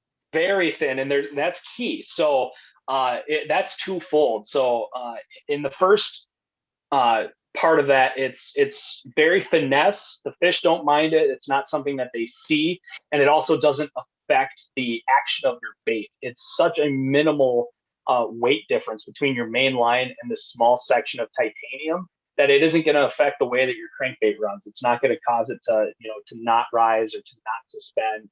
It doesn't mess with the buoyancy of the bait. And the other thing it does for you is it kind of takes out some of the question, because this can be kind of a controversial thing at times, being that a lot of these other species that you're not trying to catch, that you may accidentally catch, are not in season. So muskies in particular are likely not going to be in season when you're doing this, and to target them is obviously unlawful. And the reason you're using this leader is to prevent them from biting you off. So not only are you saving your bait, you're also preventing potentially killing one of these fish that's inhaling your bait that you can't get the hooks out of. That can be incredibly detrimental to a pike or muskie. So it's light enough that it's not you're obviously not intentionally trying to catch pike and muskies because it's such a light leader, but it's strong enough that if you were to hook into one, you do have a very good chance of not getting bit off, being able to land the fish and safely remove the bait from the fish. So that's how it's kind of twofold for me. Do you, I guess, and it's okay to not have an answer to this because this is just something I'm thinking about. Mm-hmm. Do you think that you could have a little bit of trouble if you ran a leader, even if it was with the best intentions, which, I run Mm-hmm. the not too kinky wire leaders when I'm doing the fall fishing too from shore Mm-hmm. Absolutely. at night. Same technique and using the husky jerks and stuff. Yes. If you're going, like you said, out of season in springtime and you have that Mm-hmm. leader and a DNR officer, a conservation warden comes up to you, is it going to look like you're targeting them because you have a leader? Like how much, what kind of legs are you standing on to say, right, I'm trying to protect them by using a leader? Yeah, right. Like I'm trying to prevent them from biting me off and them swallowing my crankbait, potentially killing them. That's very subjective, and I think it's totally up to the officer, the game warden, to make that call. Okay. Generally speaking, and again, this is to be very clear, this isn't an excuse to go out and catch these fish. It's in an effort to A, not lose tackle, and B, potentially prevent killing these fish. Right. That you're not trying to catch. By catch, right. And it's not often correct. And it's not often that you're actually going to run into this. It's more of just an insurance policy. And most people don't do this, but generally speaking, if you're out there like trying to catch these fish, you're going to use a much heavier line. You're not going to use a 12 or 15 pound braided line. You're not going to be using a medium power spinning rod. Right. And you're likely not going to be throwing, a 4 to 5 inch crankbait. You'd be throwing something bigger on heavier stuff. Right. So obviously you're walleye fishing. That's the intent. But that's something. Or bass nowadays, I guess, technically. Yep, absolutely. So early bass, Wisconsin this last year in 2020, we have a year-round catch and release bass season, which is awesome. And of course, in the spring, you run into muskies a lot and pike. There's a lot of the same places that you're going to find bass. So that's a common issue, especially here on the Madison chain of lakes. You talk to any bass guy, they ask them how many dollars worth of tackle they lost in one day to pike and muskies. It's a lot of money, and the titanium can save you from that. But that's something I would look into. If you have any doubts as to the legality of what you're doing, contact a game warden. That's what they're there for. They're Yeah. not only a resource to uphold the law, but they're a resource to ask questions about the law. That's It's their a great job. point. So It's a great point. yeah, ask them. That's what they're there for, and they like getting questions like that. They'd rather have you ask that question now than have to come to a conclusion in the heat of the moment. Well, especially if you're the one asking it, and then that same officer happens to be the one approaching you, and it's just as a random occurrence. Correct. You're on record like trying to do the right thing already. Yeah. So yeah, and if you're really worried about it, then don't worry. Then just don't do it. Don't use just the don't leader. use it. Right. Just don't use it. Yeah, just use a section of fluorocarbon and go. That's fine. Whatever. Right. And obviously walleyes aren't going to bite you off. They do have teeth, but they're conical teeth. They're made to poke. They're not made to cut. So they're not going to bite you off. You're not doing that for the walleyes. You're doing it for the bycatch. So yeah, if you have any questions about that, I would strongly encourage you to reach out to a conservation warden and ask them directly what they think and what their thoughts are. I think you're probably like you said, I think it's totally like intention based. And when you have like, even though you're using a steel leader, I think what's going to trump that is your setup. I mean, you just have to kind of run into a total a-hole to say this guy is out here trying to catch muskie on a 7-foot medium to medium light spinning rod with a spinning reel. And one thing I'll add to that, the leader itself, this titanium wire, we're using like 15 to 20 pound breaking strength, which is incredibly thin. It's thinner than, I don't know, it's probably as thin as like a 3 or 4 pound monofilament. I was going to say, I think it's the same diameter as 10-pound braid, which I think the equivalent is 2-pound mono. Yeah. Very maybe. light. It's around there. It's very, very, very light tackle, and it's a very short leader. I'm using about a 10-inch section of it. Right. So, but again, it's very much intent based. And if you have questions, please ask the powers that be. Make sure that it's okay, because there could be certain regulations and certain rules that say you cannot do that. Right. So just cover your bases, make sure you check on that before you do. Yeah, that's an excellent point. And it was, like I said, it was just kind of one of those thoughts that came in. It's like, what would they say if they showed up? So, yeah, it's a good that we brought it up for people that maybe they haven't ever interacted with the DNR, or, don't feel comfortable approaching. Hopefully, reach out, like just do it, Mm-hmm. Yep. Save yourself some future headaches and learn some stuff along the way. So yeah, absolutely. Totally. And I know we kind of went in a different direction as far as crankbaits go there, but all good, relevant information. So definitely pay attention to that. But as far as actually working some of these baits goes, we didn't really talk a whole lot about that. So the crankbaits, start there. Generally, again, fishing cold water, we're going to be fishing things pretty slow, and that's across the board for all of these techniques. We're fishing pretty slow, and I'm using kind of a twitch pause technique. It's the same thing that we do in the fall for shallow walleyes as well, but it's kind of a twitch and then a long pause, and you kind of vary the retrieve. Again, and you guys mentioned in the first podcast, let the fish tell you what they want. No, you need to play with your retrieves and the cadence at which you're working the bait, and start to pick up on patterns when you get bit. What were you doing? Pay attention to what you're doing, and then try to replicate it. And once you've caught or gotten X number of bites, then you start to establish a pattern. So play with the cadence, but generally it's going to be a twitch, pause, twitch, pause, twitch, pause, twitch, pause, kind of switching it up a little bit until you figure that out. And then, going back to the jigs, we didn't really talk about how we're working the jigs. So on a casting approach, generally, a light pop, just enough to pop the jig off the bottom, let it kind of swing in the current, let it hit the bottom on a tight line. I will add that. You're gonna feel way more bites again on a tight line as it's falling. You don't want to just pop it and let the rod fall, because then you have slack line. You're never going to feel the bite. Pop it, reel the slack, keep it tight, touch the bottom, pop it, reel the slack, let it hit the bottom. And that's going to change day to day too, as far as how fast they want it moving, and vertical jigging too, if they want it up off the bottom, if they want it to touch the bottom, all kinds of different stuff. But generally, you're not sitting there just jerking away like a gorilla on these rods. It's very small movements. But again, playing with these cadences and picking up and trying to establish a pattern for that day is very, very important. So paying very close attention to what you're doing and not being afraid to switch up what you're doing is very, very important to keep in mind. Yeah. And it's an active thing, honestly, like, especially as a beginner, if you're hearing this for the first time and you want to go try it, just understand it's going to take practice. And I don't mean physically going out and practicing this stuff. I mean, mentally practicing, remembering what you did. You're going to get so caught up, especially if you catch a fish, it's going to be like, you just, blacked out and like, I don't even know what happened. I don't know what I was doing. Like, I just caught a fish. And then no, you got to start remembering what happened right before you got the bite.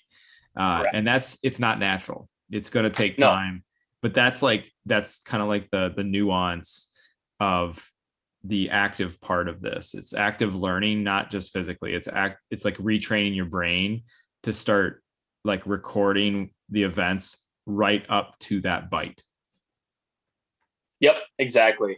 And that comes with time. That just comes with time and experience. You'll learn to start to pay attention to some of these patterns, and it'll change. Fishing will change. Your mindset in fishing will change over time.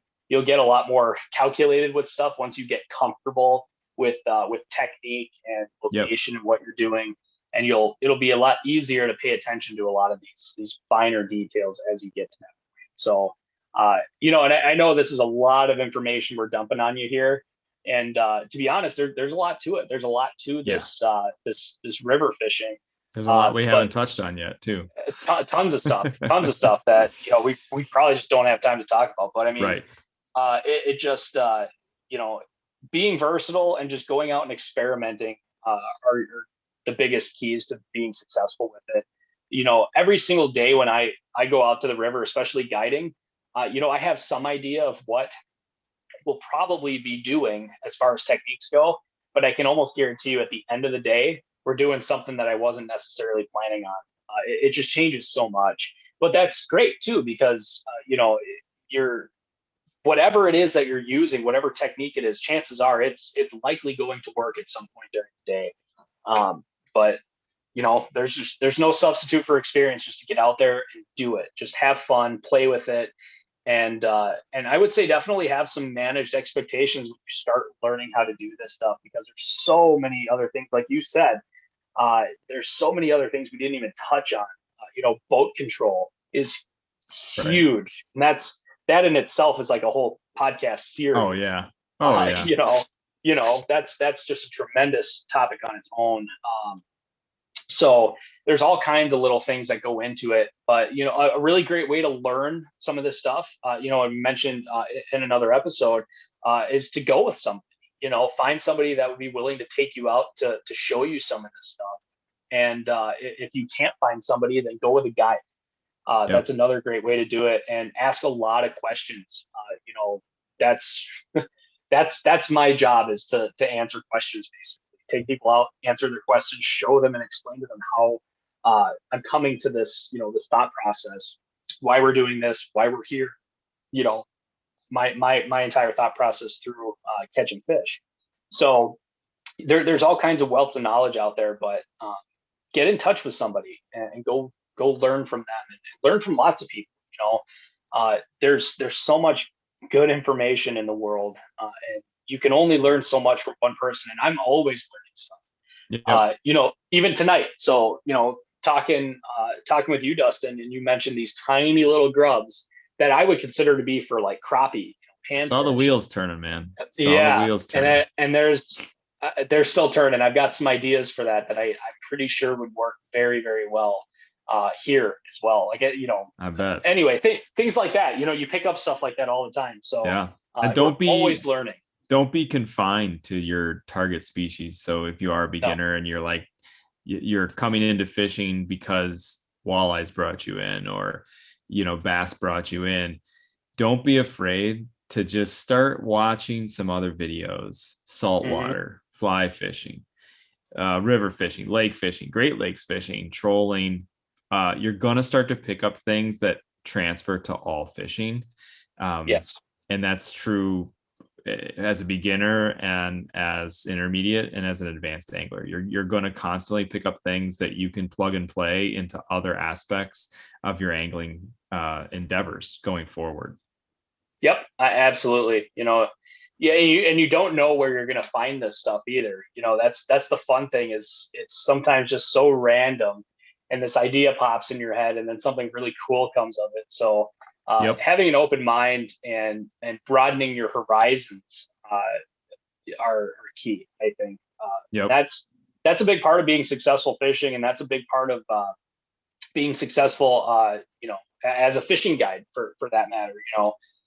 Constantly looking for an edge, looking for something different, and that can really do some big things and pay some big dividends in the end. So Totally. staying versatile is huge.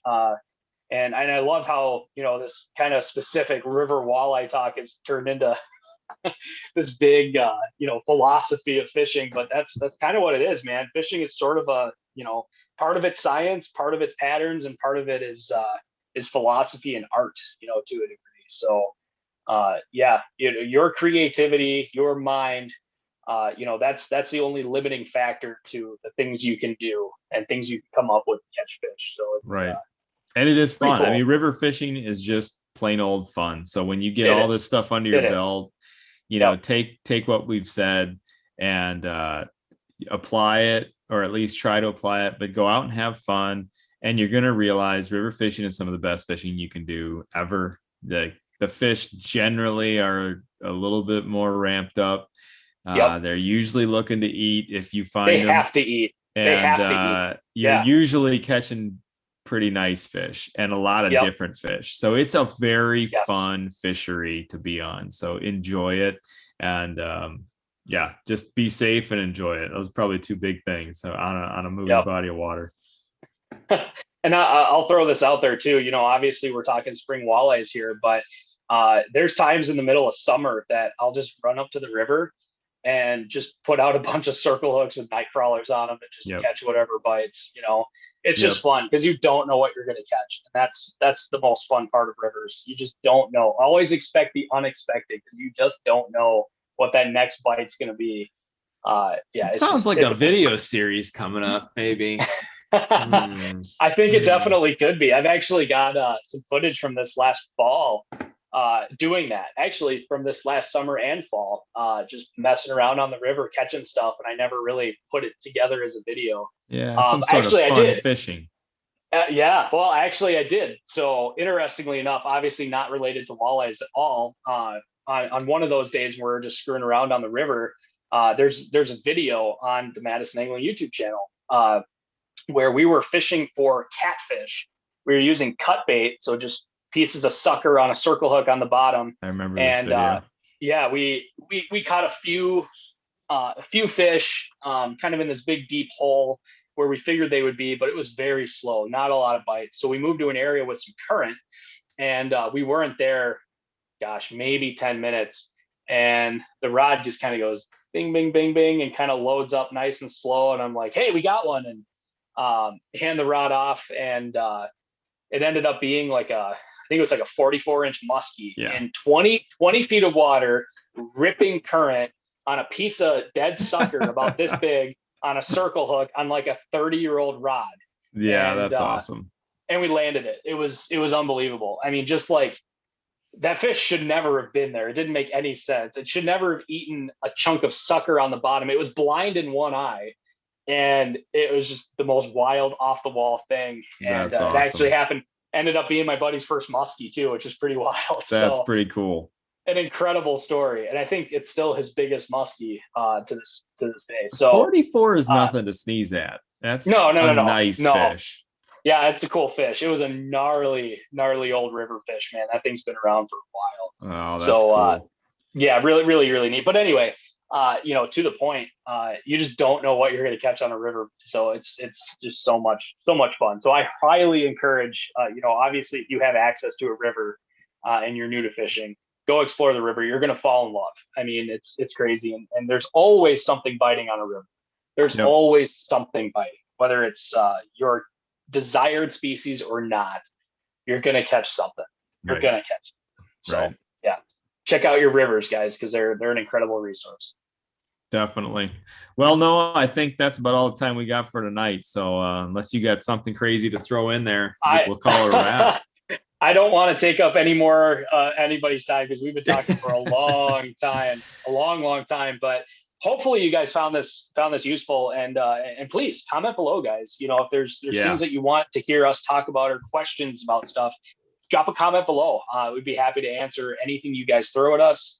Yeah, you know, good luck. Enjoy your time on the water. And again, if you have any questions or anything, feel free to reach out to any of us, either you know, the Vital Tradition guys or myself at Madison Angling. Please reach out. Absolutely. Yep. Don't be shy. And Noah, we'll have to do this again on, you know, as things progress here. Maybe we'll get out and do a couple collab videos. We'll see. Absolutely. No, I'm ready to rock, man. The boat's ready to go. I'm just itching for some warmer weather here, which I think we're going to get soon, and hopefully we'll be on the water in the boat very, very shortly. So yeah. Well, I think by the time this airs, I may have some saltwater pictures to present with the fly rod, but we shall see. Just rubbing it in. I'll be here freezing my butt off in Wisconsin. Thanks. Oh man. All right, guys. Well, thanks for tuning into this episode. And like Noah said, if you liked what you heard or you got anything you want us to talk about in the future, comment below, reach out to us. Don't forget to subscribe and give us a like if you liked it. We'll hopefully catch you on the next one. Thanks for tuning in. Thanks again, Noah. And we'll talk soon. Sounds good, man. Thank you.